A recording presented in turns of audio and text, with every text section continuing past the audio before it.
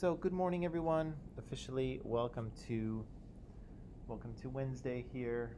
It's kind of another nice day in Vancouver, which is a bit of a surprise after we endured felt like weeks of rain, but a couple nice days. Do anything fun yesterday, or is it just school? School. School? Just school.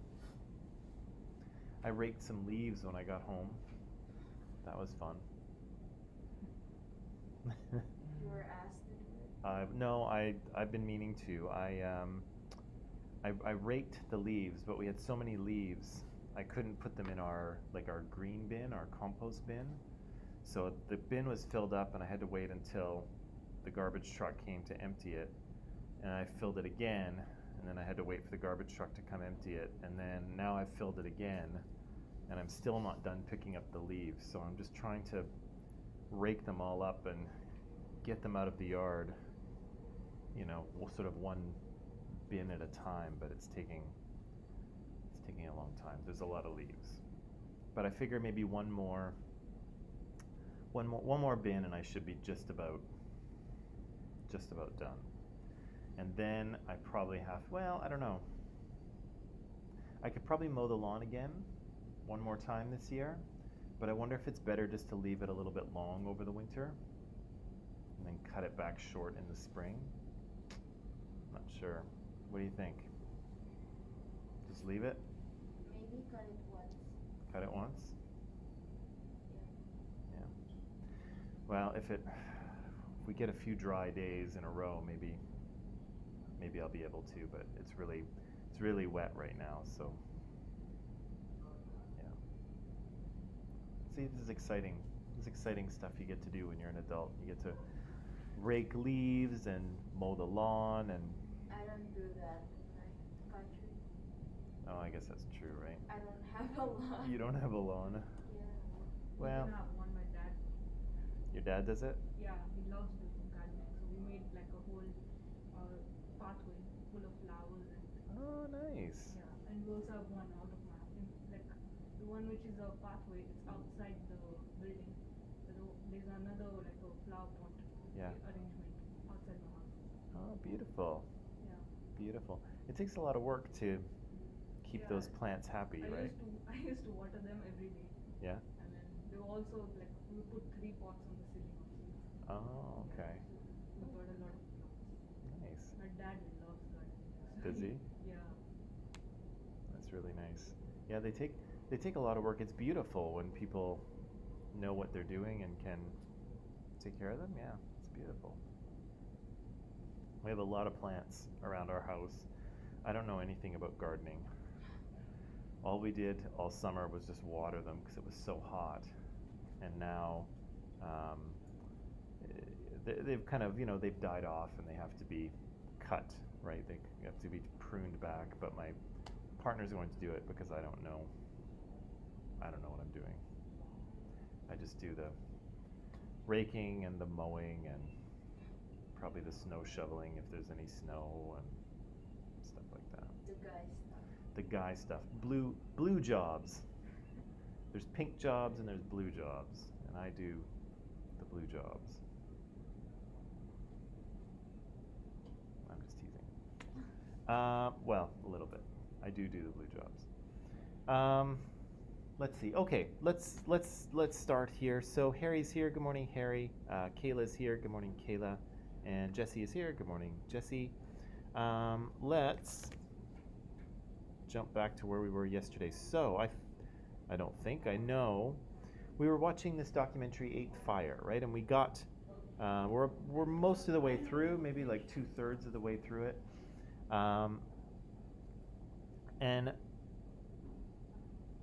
I guess we saw kind of two things yesterday, right? We saw the art of Kent Monkman, right? And we heard a little bit about the story of, I think, Herb Dixon, right? It was Herb and Herb Jr., right? We met his son as well. And so for Kent, we said that his art kind of had a purpose, right? And he was trying to oppose the colonization process somehow. And do you remember do you remember how he was doing that? How he was kind of pushing back against colonization? He was painting the opposite of what actually happened. Well, in some cases it's the opposite, right? In some cases it's very accurate, right? Let me just hang on one second. Let me just see if I can pull up some of Kent's work here. 1 second here. I googled it yesterday. Did you? It's pretty. Wow. It's pretty wild, hey? Yep. So, images, let's see here.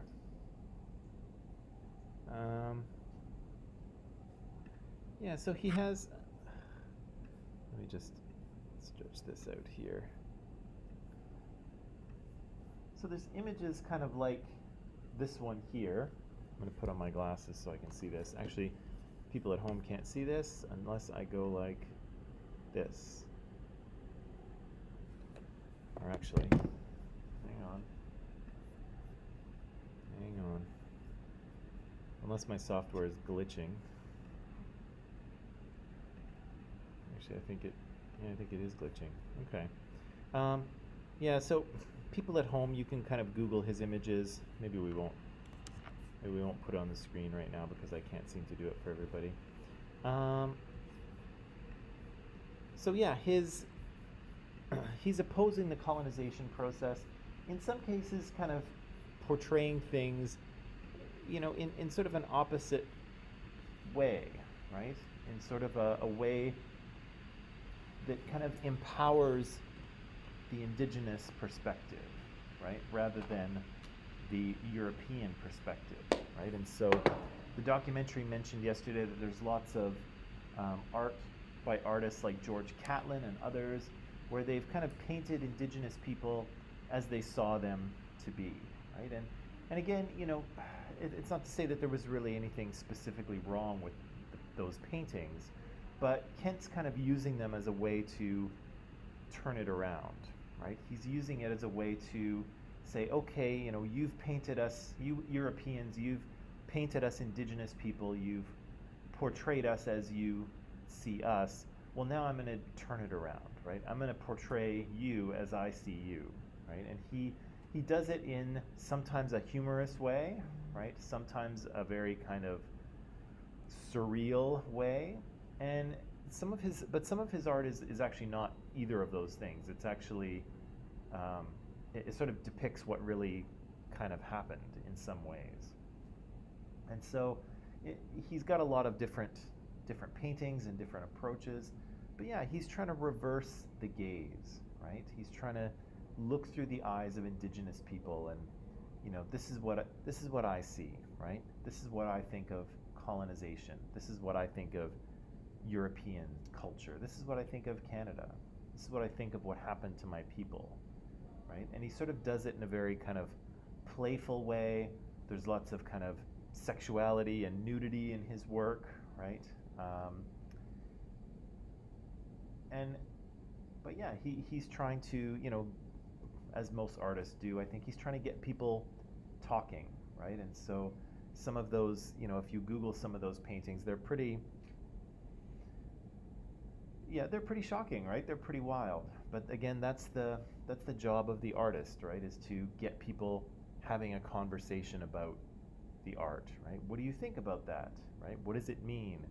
Is this too wild and crazy? It gets people talking, right? And so that's kind of what he's trying to do. I won't talk about it here, but there was a painting, one of his more recent paintings he did.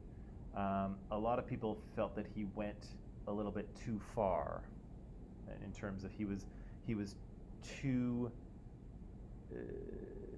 he portrayed things in a way that might have been hurtful to indigenous people, and he actually apologized for it. But that's always the danger in art, right? Is that you push the boundary a little bit, right? You try to get people talking.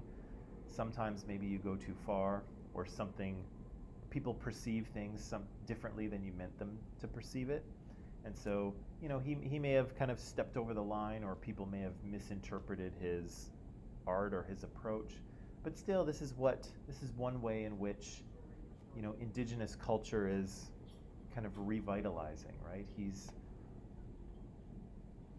kind of empowering indigenous people by showing their perspective, right? Not the European one.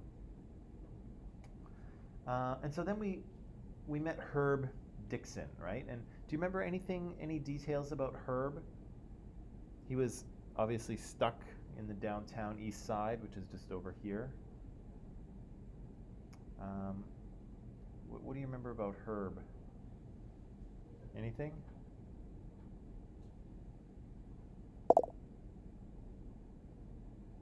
No? Not much? Okay, well, Herb, remember, they told us the story of Herb, and Herb, they said, was he worked on fishing boats all his life, right? And then it seems that there was no more work available on fishing boats, and so he came back here to Vancouver to try and get a job and make a living. Couldn't find a job anywhere, and wound up only having enough money to live downtown east side, right? And if you kind of have been through that, has anyone been through that area? It's just east of downtown, and it's kind of like just up here. Downtown, I've only been to like Granville and Moorheart. Oh, okay. Yeah, you got to go past. Well, it's actually just north of here, right? So across the street, there's there's a couple of buildings, right? And then there's some empty lots behind it, and then you've got to go several blocks up, but you will get there. Okay. If you've ever been to the sort of Chinatown area of Vancouver, it's east of that, so it's more this way but it's the next thing over from Chinatown. So there's like downtown, then there's kind of like Chinatown, and then there's downtown east side. And so it's not a place that I recommend you go. There's homeless people, there's a lot of drug use, there's a lot of crime in the area. It's just not. Yeah, I heard. Yeah, it's not a great place for a Sunday stroll. Like you should just avoid it. I would avoid it. But for people like Herb, he's kind of stuck in that area because that's all he can really afford, right? And do you remember anything else about why it seemed difficult for him to, or why you think it might be difficult for him to get out of that area of town?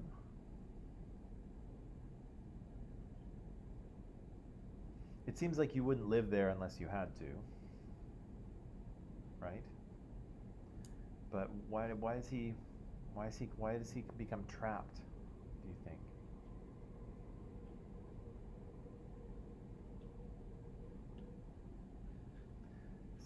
This is all fuzzy, isn't it? It's all fuzzy. Well, for Herb, I don't know much about him, obviously. I don't know anything about him beyond what they've said in the video here.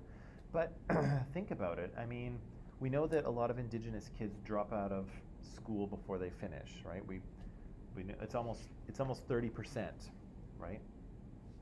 And we know, of course, that if you don't even have a high school diploma, it's going to be very hard for you to get any kind of work, right? And so, let's imagine Herb, right? Herb is maybe 50 years old, let's say. Let's say he's 50. Before he was 20, maybe he dropped out of school, went and got a job on fishing boats because the money was good, spent 30 years working on various boats. No more work, comes back here to Vancouver. He's 50 years old. He doesn't have even a high school diploma.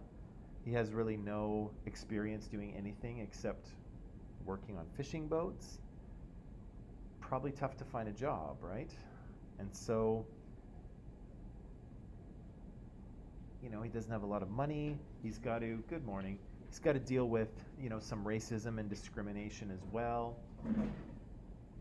He seems to have a drug problem, right? And drug problems tend to keep people from finding good jobs, or they tend to lose those jobs, right? You can't come into work when you're high, or when you're, or when you're low after you've been high, right? You can't do that, right? And so people with drug problems or alcohol problems, sometimes it's difficult for them to hold on to a job, right? Because the addiction gets in the way of work, right? And so, yeah, he's struggling to find work, doesn't have a lot of money, living in the downtown east side, doesn't really have any experience beyond fishing boats, doesn't have any credentials, right? He hasn't been to college or anything. Probably doesn't have any skills beyond fishing boat skills, whatever those are. And so it's going to be really tough for him, right? He doesn't have any money to go to school and upgrade his skills. And so, that and the fact that he has a alcohol or drug addiction, he's really going to get stuck, right? There's going to be no way for him to move out, right? And that drug and alcohol problem is a big deal, right? And I think it's probably one of the things that keeps him from being able to move forward, right? Because, again, most people cannot keep a job and have a drug addiction at the same time, right? The drug addiction gets out of control and they start missing work, right? Or they come into work and they're not, they're not sober, right? They're not, and they get fired, right? So, his sister there, Leslie, said that he's always got a plan, right? He's always trying to get out, but he doesn't really have a lot of resources, right? He doesn't have anything that can really help him out, right? And he probably gets some money from the government. He probably gets some unemployment insurance to sort of help with his expenses, but it's not much. And again, he doesn't really have any prospects, right? He doesn't have any way to move forward. And so, he's kind of stuck, and his, drug or alcohol addictions are going to keep him there, right? Because he's, any job that he might get is threatened by that addiction, right? And so, yeah, he's just one of many, right? People who get trapped in this area because they, don't have any money, because they have a drug or alcohol addiction, because they have a mental illness that's not treated, because they have a disability that they're not able to work, or any and all of these things at the same time, and people kind of get stuck there, right? And there's not enough kind of resources to help them, right? And maybe we can talk about that a little later, although we are running out of time in this class. I don't know if this term went faster somehow, but there's a lot of stuff we still have to get through that we may not, because we're kind of running out of time. But anyway, and so the last question here, maybe I'll ask you at the end of the documentary, but because we're going to watch the rest of it now. But yeah, the thing I want you to think about is that Canada's First Nations people are a living culture, right? They're not something that happened in the past and is now gone, right? They're still around, but it's a culture in recovery, right? The Canadian government did basically everything they could do to destroy Indigenous culture, and it survived anyway, right? And so these people are trying to reclaim and revitalize their culture. And so how are they rethinking that? How are they reimagining who they are? Okay. So I'll ask you that at the end, but for now, let's watch the rest of this documentary. So for online people, the link is in Microsoft Teams, as it was yesterday and the day before. And I'm going to start it at, I think, 28 minutes and 53 seconds. Okay, so watch from 28:53. We'll watch it till the end. Then maybe we'll take a break and talk about that last question. Okay, and then we'll kind of move on from the sort of Indigenous stuff, and I have an article for you to read, which might be challenging and might not, but we'll see how it goes. I think it'll be a good exercise and sort of prep for college or university if anyone's doing UT classes anytime soon. But okay, let's watch the last bit of it here. Watch from 2358, and then we'll take a break, and then we'll talk about that last question. Okay, so enjoy the rest.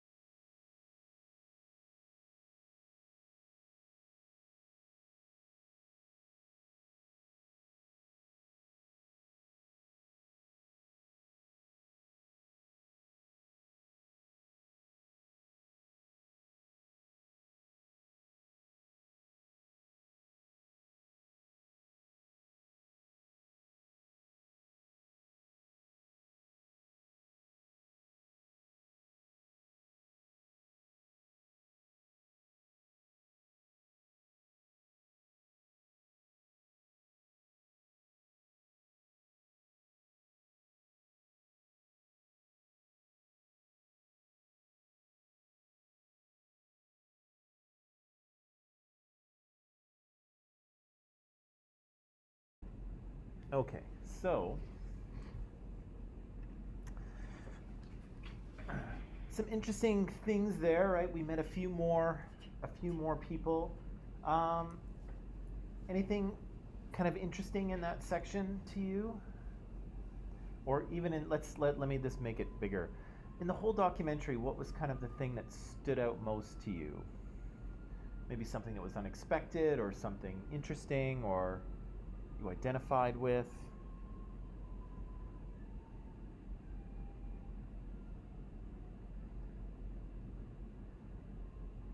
What kind of thing stands out the most for you? You can say anything here, anything is valid.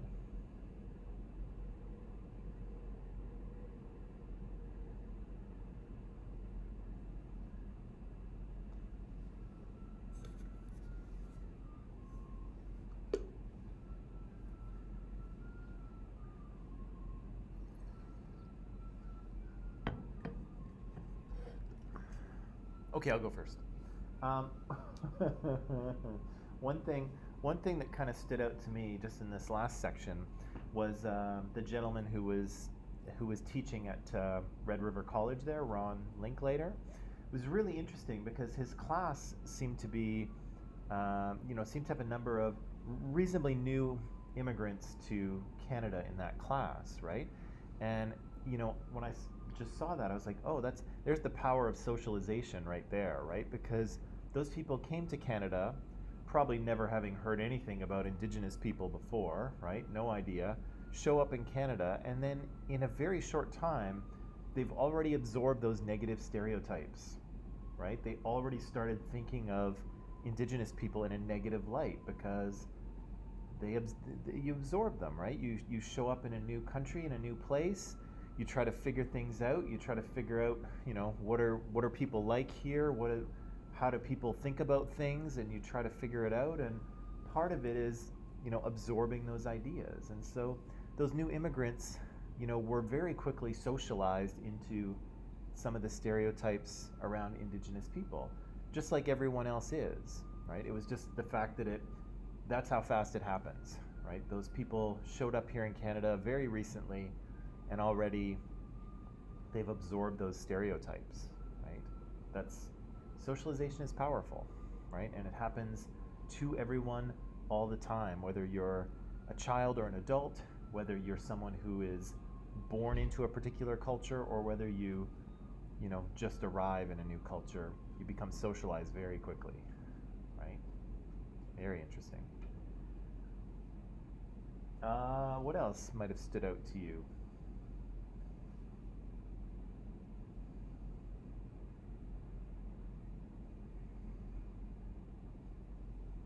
Because how they made the take care of non-immigrant people and also they were together and like they made the relationship Yeah, uh, kind of cool, hey? yeah, if everyone does that, like there would be no like everyone would be included. Yeah. So no one would be outside and no one would feel that way because they're all together at the table. Yeah, the daycare is cool, right? So the daycare is cool, right? Because it's, not only are you integrating Indigenous and non-Indigenous kids very early, right? Not only are you doing that, but the daycare is actually being run kind of according to Indigenous principles, right? And Indigenous culture. And so not only are you kind of mixing these groups together in the hope that they'll see each other as equals, but you're actually, and I'm going to use this word in a different way, but you're actually privileging Indigenous culture, right? You're putting Indigenous culture first, right? We're not running a daycare, in the Western style, whatever that is.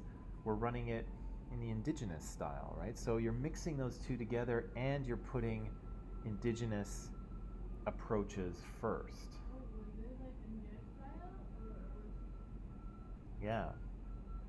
but So I mean like something that was like if it's like something in between where they have some from like both sides and then it probably is a bit of a mix, to be honest, right?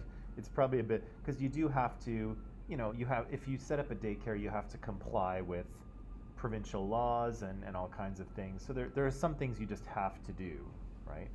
But so it is a bit of a mix, to be honest. But even so, that's pretty interesting, right? And how often does, it's one thing to kind of mention indigenous culture, right? It's one thing to kind of talk about it, but how often is it put first, right? To say we're going to approach things in this way, right? According to how this culture sees things and believes things and thinks that things should be done. Right? How often do we do that? And at the daycare, yeah, it's really interesting that's happening, right? That was pretty good. What else? I didn't know they were singled out that bad to the point where they didn't feel like finishing school because they were singled out. I didn't know. I had no idea it was to the point where people at school, other students would like single them out just because they're indigenous. Like I didn't think.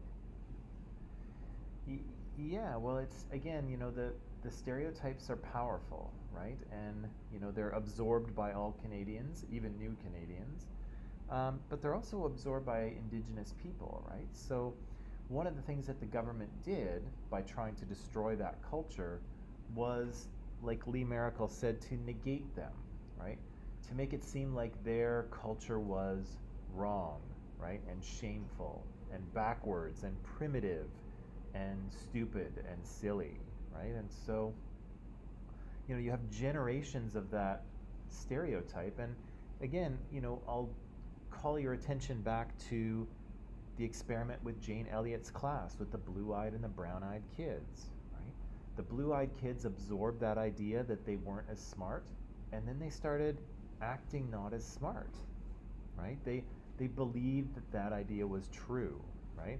And that was just in one class with one thing the teacher said, right? But here we have, thousands and thousands of people. We have hundreds of years of continual pressure, and it's hard for these people, in the past not to be ashamed of who they were, because the government and society and religion and education, all those social institutions told them that they should be ashamed of what they were, right? And how do you kind of go ahead and live a happy, productive life when you've been taught to be ashamed of who you are, right?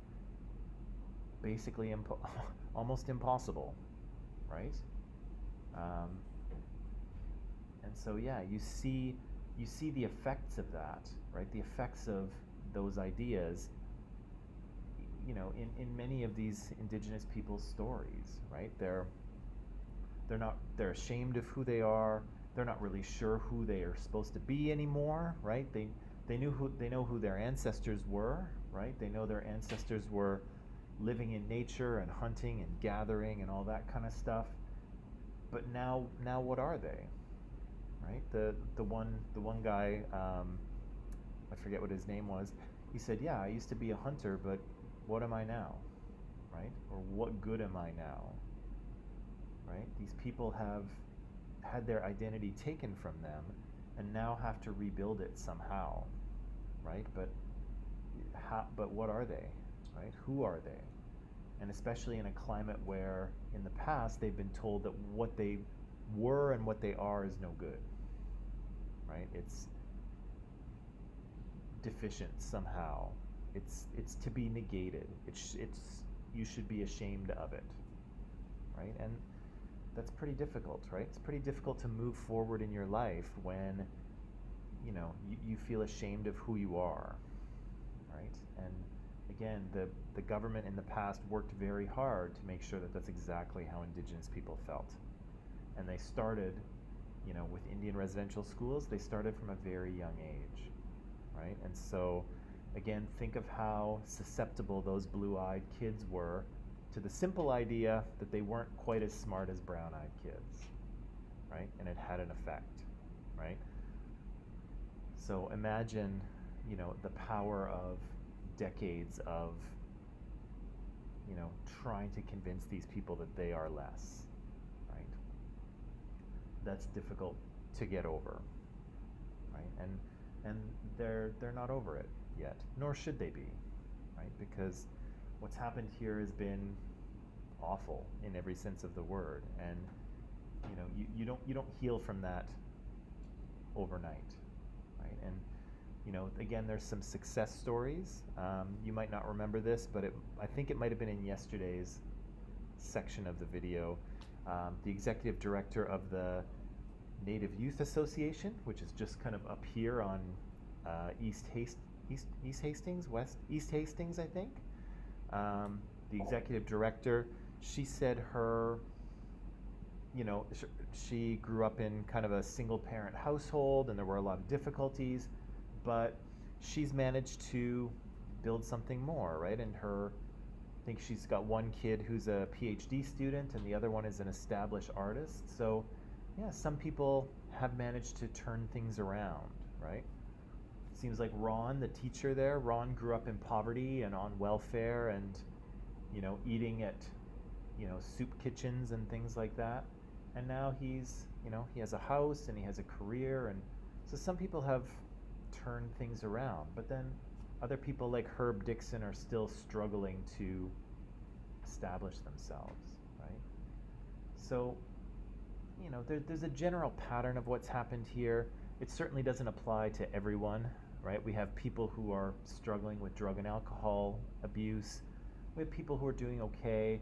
We met a little bit today and a little bit yesterday or the day before Renee Pelletier, who's a lawyer, right? So again, Indigenous experiences are different across Canada.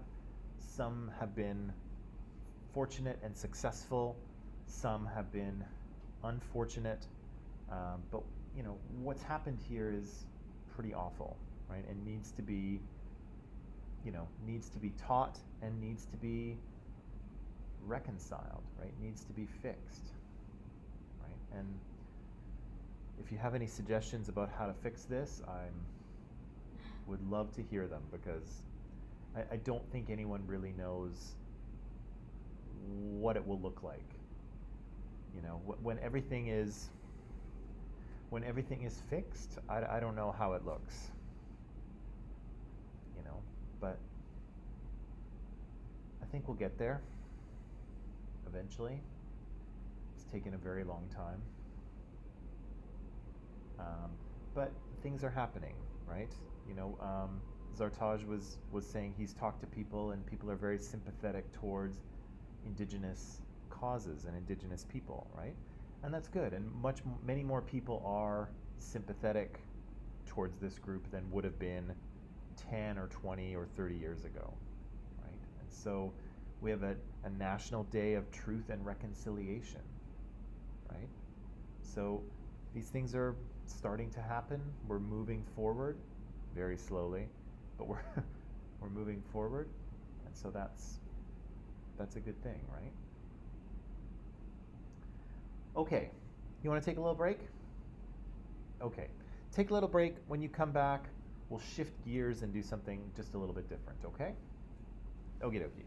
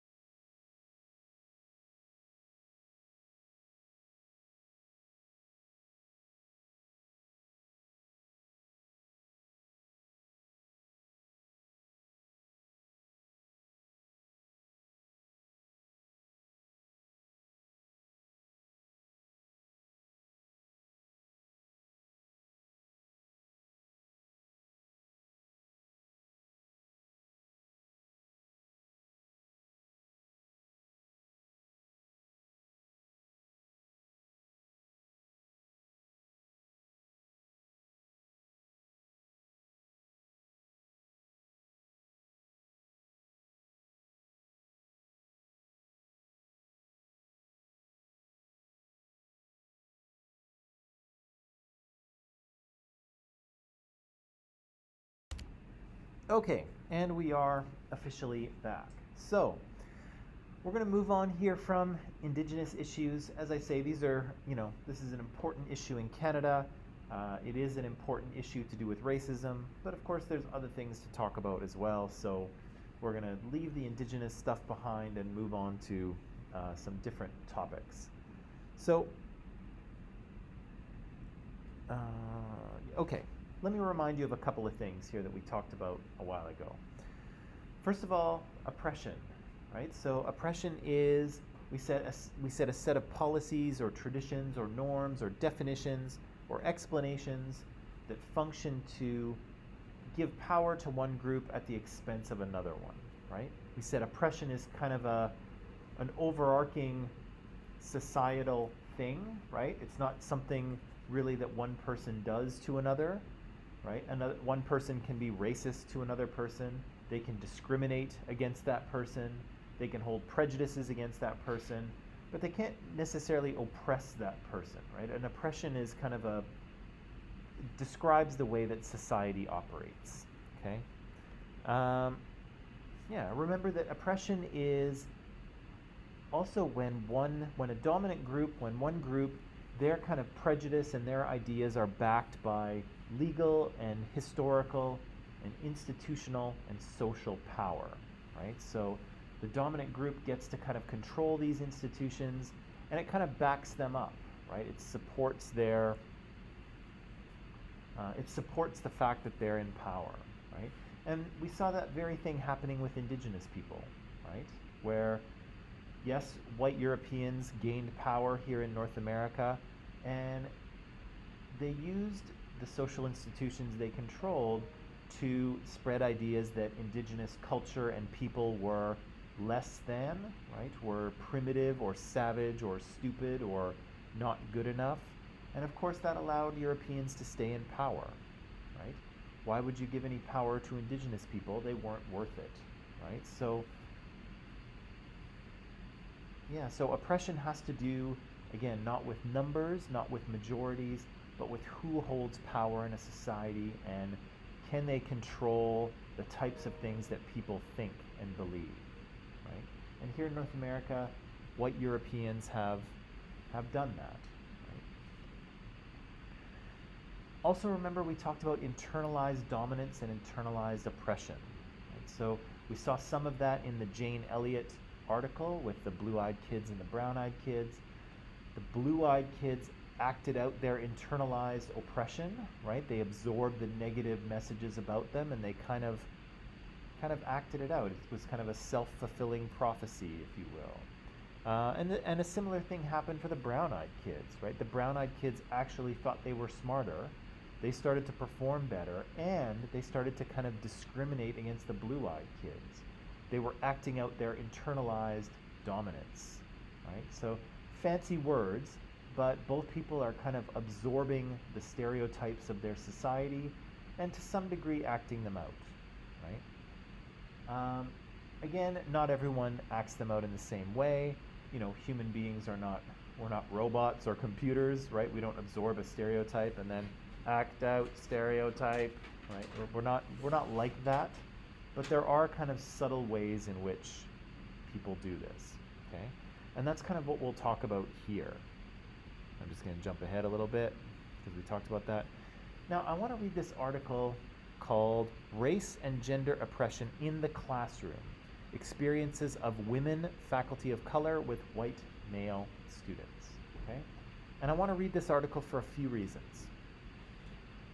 Reason number one, it's relevant. We're talking about racism. This is an article about racism. Check mark. Reason number two, it is a real academic article, this is, okay? And usually I say in this class, we steer away from academic articles. They're generally too much for us to deal with at this level.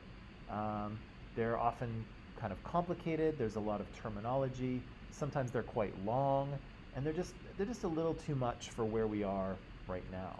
But the thing is that some of us will be going to college or university very soon.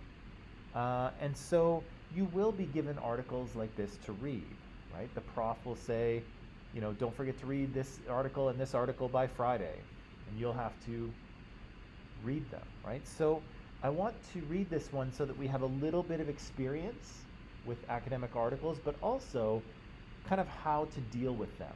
Because when you're in university, or at least when I was in university, what I found was that I didn't have time to do everything. Okay, the prof would sometimes assign too much reading, or either it was too much reading or I didn't have enough time to do it, one of the two. Or maybe I wasn't a fast enough reader, although I'm a pretty fast reader, but still, I couldn't get it all done, right? So I had to figure out how to prioritize, right? I had to figure out what was important and how to read in a way that I was prepared and was going to do well on exams, but that I didn't waste time reading things that I didn't need to read. Okay? And again, that's a bit of a skill, right? But you have to figure it out. And if you're lucky, and maybe you don't have to work while you're going to university, then maybe you'll have lots of time and you can read everything and it'll be awesome. But I had to work all the way through university, and so I didn't have all the time to study, and so I had to figure out how to prioritize. And so here I'm going to try and share a little bit of that with you so that hopefully it will help you. Okay? So, first of all, if you look at an academic paper, they are usually built like this. It almost doesn't matter what discipline you're talking about. So if you go into math or science or engineering or nursing or history or philosophy or sociology or anthropology or philosophy or blah, blah, blah, blah, blah, blah, blah, anything you go into tends to have, the articles tend to have a similar kind of structure, okay? Particularly the hard science ones, okay? Or the ones that are trying to be hard science. So here's some of the pieces of a paper that you will have, right? You'll have an abstract, which is a kind of a brief summary of what the paper is. Very useful, right? Especially if you're doing research and you want to see if this article is useful for your research or not. It'll tell you the whole thing. It's like a trailer, if you will, like movie trailers. It's like a trailer for the article, so you can see if you want to read it or not. Very helpful. There'll be an introduction, which is an introduction. Duh, right? Sometimes there'll be a theoretical framework, okay? So what kind of theories or kind of approaches is the author using, right? What kind of things do they believe to be true? We kind of did that in this class, right? We said we were going to use critical theory. We were going to question the meanings of knowledge. All of that stuff was kind of our theoretical framework. Good so far? Okay. Next, there'll sometimes be a literature review, okay? So this is kind of a background, and this talks about maybe not everything, but in theory, everything that anyone has ever said about the topic this person is writing about, okay?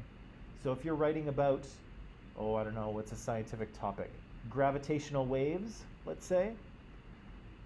You might write a section that describes everything that's ever been written about gravitational waves, right? So you're telling anyone who reads your article, look, I've done my homework. I've read all the stuff. I know what I'm talking about here. Okay? You kind of prove that to them there. Then there'll be like a methodology. Okay? So again, if you're in a hard science class, this might make sense to you. How did you conduct your experiment? Right? How did you go about collecting your data? What was your method? Right? How did you do this work? Okay? Often the data that you collect will be in the article. Sometimes it'll be in an appendix if it's too long, right? If it's pages of tables, then they'll put that at the end somewhere. But they'll talk about the data, right? What did they actually find? After the data, they'll move on to the analysis, right? So what did they do with that data? Did they run it through a statistical computer program? Did they make calculations? Did they make a bunch of graphs and compare them? What did they do, right? How did they analyze this data? And then finally, the results or the discussion and the conclusion, right? What does it all mean, right? What does our experiment show? What did we learn from this? Why should you care? What are our next steps for research? Okay? And again, most academic articles are built like this. Sometimes they don't have all of these pieces. Sometimes they use slightly different, the headings are named something slightly different. But basically, they're all like this. Okay? They all have basically the same parts. Okay? Which is good, because when you pick up an article and it's 30 pages long, you don't want to have to read the whole 30 pages to figure it out, right? It's very useful if you kind of know how it goes, right? It's very useful if you know what the parts are, because when you need to prioritize, you're going to skip over some of these things, okay? Because again, you're all very busy. Maybe you have jobs. Maybe you have you do have other classes. Maybe you have a social life that you might want to enjoy. You might want to hang out with friends and do fun things. So you've got to prioritize. So I'm going to suggest here that you can skip a good chunk of these and still know what you need to know from the article. Okay? So here's what I would recommend. Not all the time, but as a good starting point.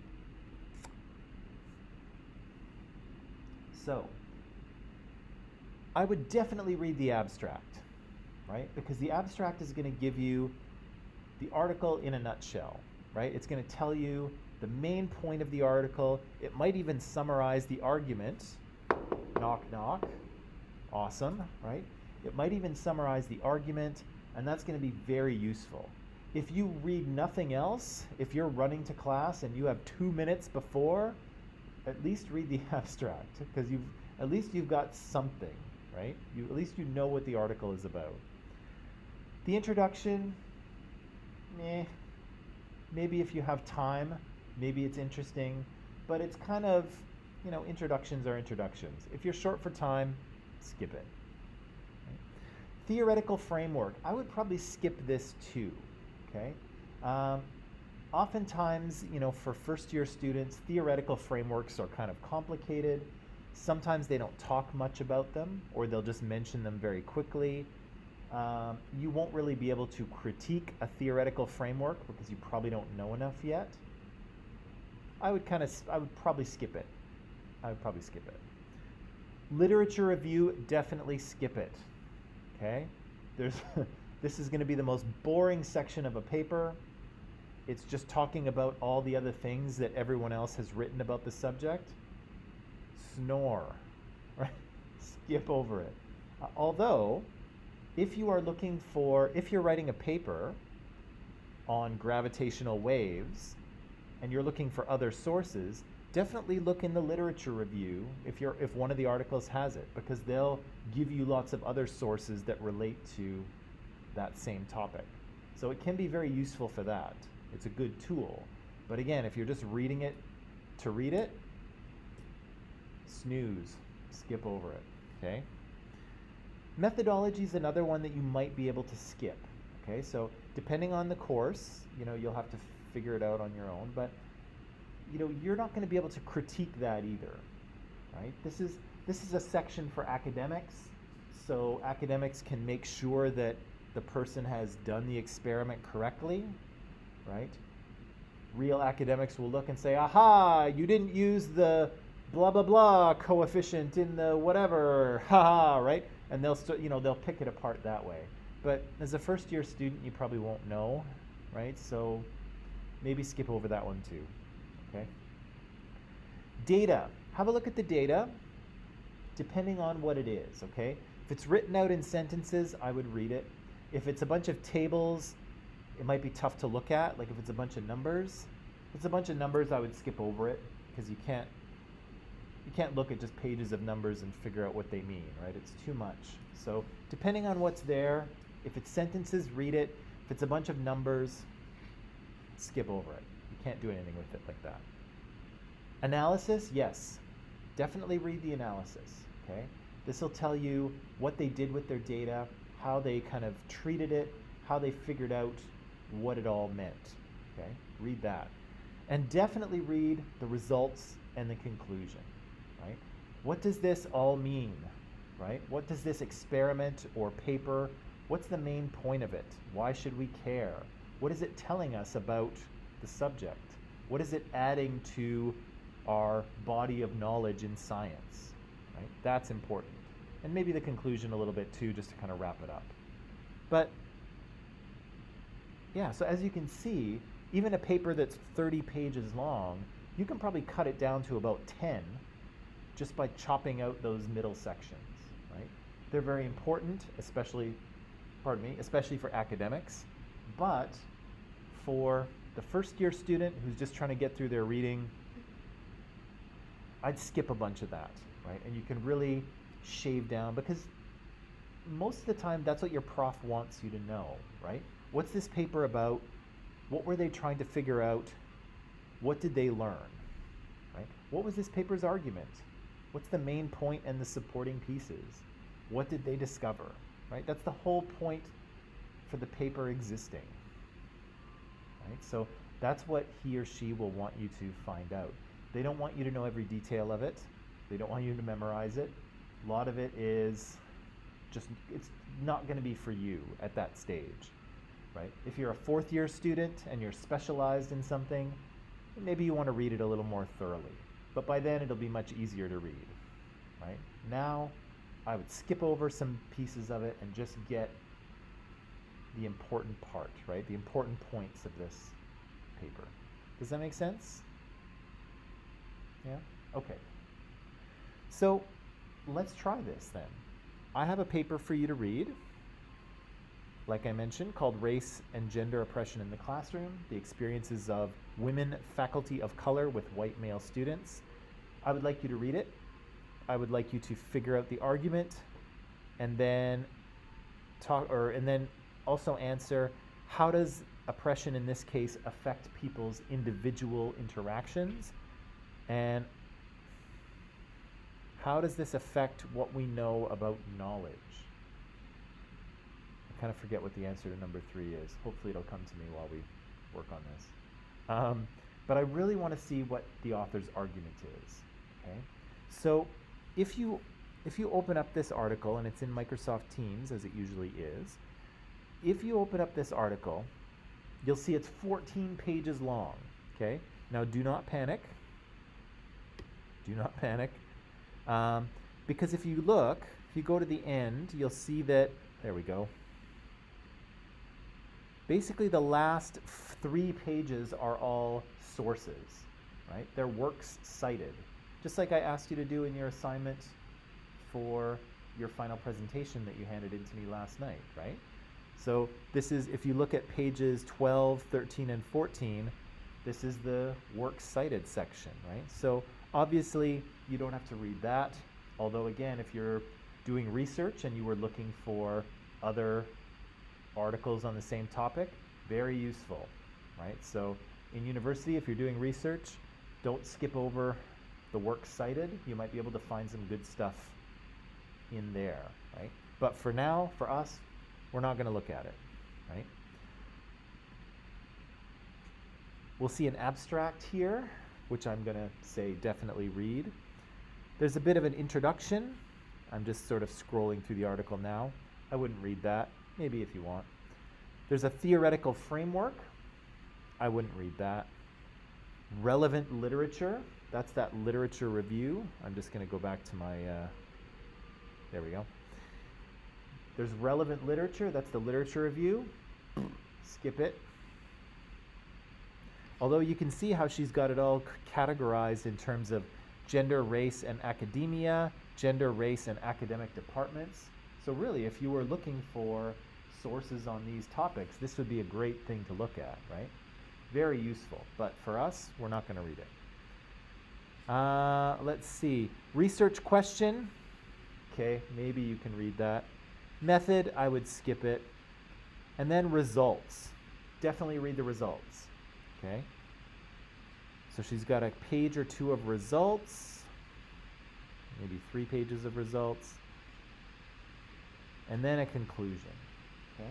So as I say, skip the introduction, skip the theoretical framework, skip the relevant literature, and just kind of read the rest, right? And that will give you really the most important parts of the paper.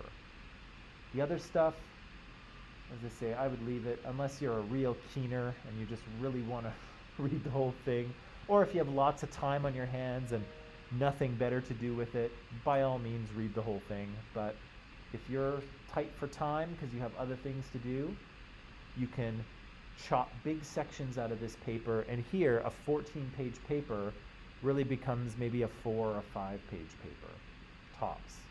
And that's going to help you, right? That's going to help you read, read more, read less to read more. Does that make sense? No. No, it doesn't.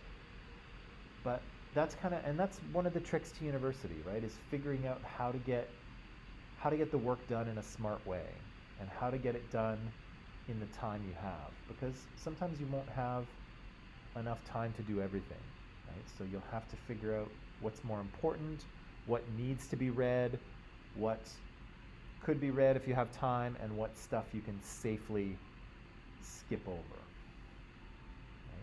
Right? And you guys will figure that out because you're all... What's that?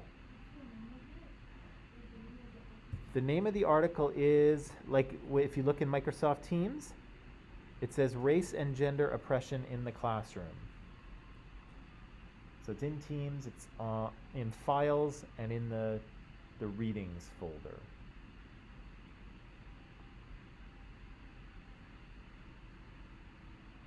So, I'm going to let you start reading, and I'll check back in about 10 minutes and just see how you are, okay? As I say, skip the sections that I've suggested you skip, and just go right to the good stuff. Okay? Do you see it there, Dunya, or?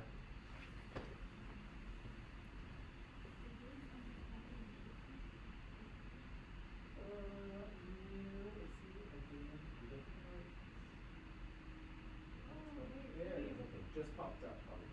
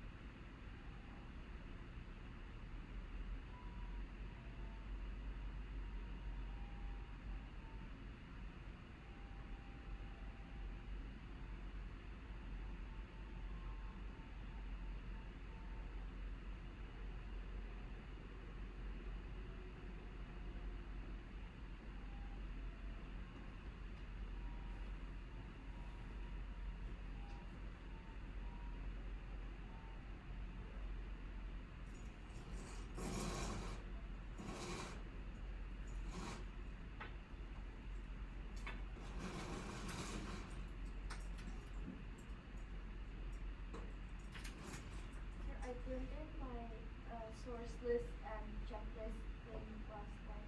Okay. That's good. Did you get it? I'm sure I did. I spent like hours on the source list. Did you? It's, good. I don't know if I will use more resources, but if I do, I'll put it in the final like presentation. Yeah. Yeah, exactly.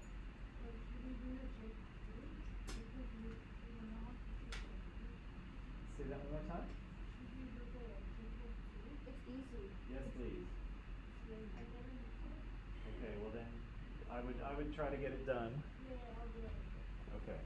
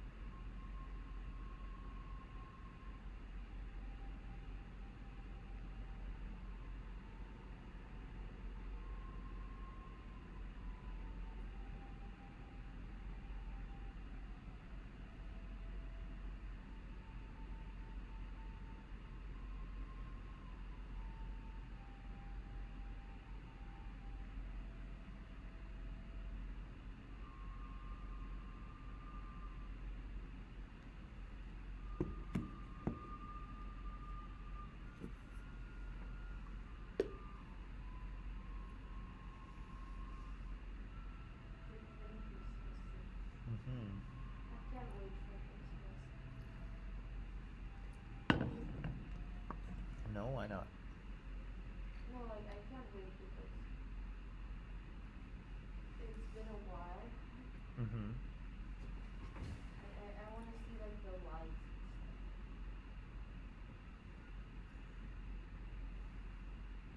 Yeah, maybe. I wonder if Zerlinda will have a trip to Capilano Suspension Bridge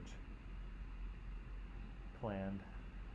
I went there once, no, not as fun as I thought. No, it's really nice. At Christmas, it's beautiful.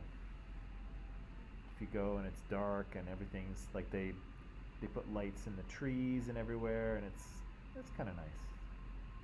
Not as fun as you thought, though. No? Did you go on the bridge? Yeah, but it was maybe I went with the wrong people. Maybe. Because maybe it will be better later with the lights. Yeah. I'm celebrating Christmas alone this year. Aw. I thought you were going to the States. I'm going back on the 20th. Oh, okay. And my brother will be in quarantine, so I can't eat with him. Hmm. You're going back to the States on the 20th? My brother? No, you are? Or you're coming back here on the 20th?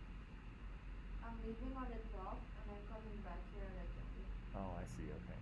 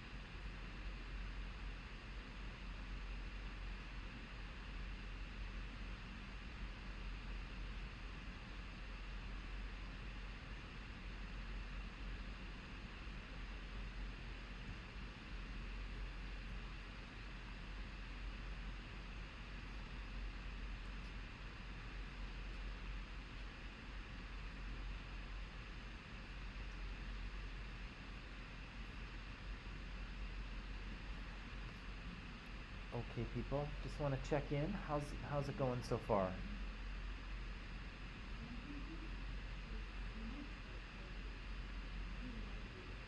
Yeah.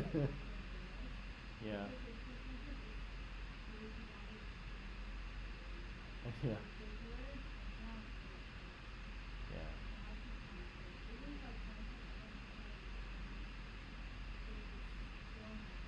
That's that's okay. This one, this is a bit of a challenge, right? This article is probably a little bit higher level than I would normally use in this class. For an academic article, it's pretty well written. Like some of them are really bad, and it's just like even some of them even I read, and I'm like, I don't know what you're talking about. So, some of them are really out there. This one is pretty good for an academic article, but again, it's still a little bit higher level than I would usually bring in here. So, part of this exercise is just to see if we can do it, to see if we can work with it.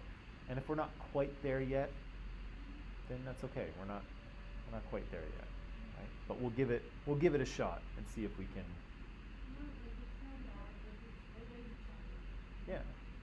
Yeah, and that's good because it is supposed to be challenging. Yeah. But that's okay. We're doing good. Doing good? How good faculty so many times. You're what? The word faculty is used so many times. It is. When I'm reading through, I see faculty. Faculty, faculty, faculty. Yeah. Yeah. It comes up. It comes up a lot.